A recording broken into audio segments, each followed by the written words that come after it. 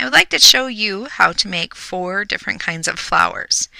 We're going to take a large, long piece of paper like this and fold it in half once. Fold it in half one more time. And that's going to crease it so that we have 4 equal sections. If you prefer, you can divide these sections with your pencil. I'm going to be using markers so that you can see what I'm doing really well. It really doesn't matter which one you start out with. I'm going to start over here, and we're going to make something like a tulip. So I'm going to take and make a capital letter U, just like that. It should be nice and big like that. And then across the top, we're going to add a zigzag line. Zig, zag, zig, zag. You can leave it like this. This is a lovely flower. But if you want to create a little more pizzazz with it, you can, from each of these valleys, draw a line that comes up. And at the top, you can draw a little design as well. Maybe a circle, maybe even a double circle.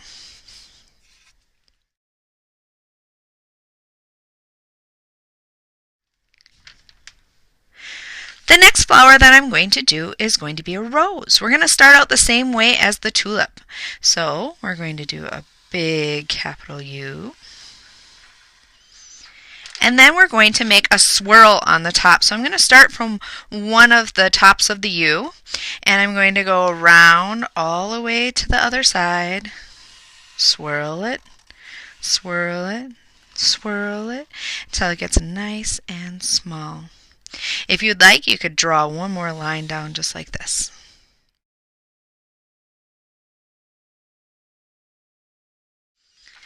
The next flower that we're going to make is a daisy. To start out with, we're going to make a nice big circle right in the center. And we're going to make petals that come off from it. So we go up and back down, up and back down. You're going to do this as many times as you need. Some of you might have 5 petals, some of you might have more.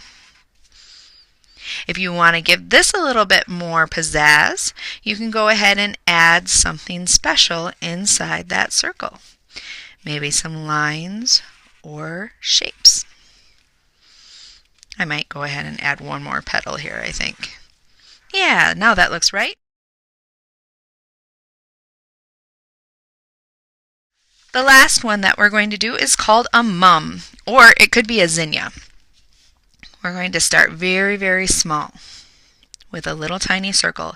And off from that, we're going to do like we did for the daisy, but this time it's going to be much smaller. So little tiny petals up and back down, up and back down. Once you have a mini little daisy, now we're going to go from the tops of our curves and make more curves. So I'm adding another layer. This is ending up to look kind of like a letter M. So starting from the top, going down to the center, and back up again. We're going to add another layer, and this time I'm just making a curve. So there is no real right way to do this. These are some different alternatives of creating your curves that come out from the center of your flower. Now your flower can be as big or as small as you would like when you're making this type of a flower. The more loops you add, the larger your flower becomes.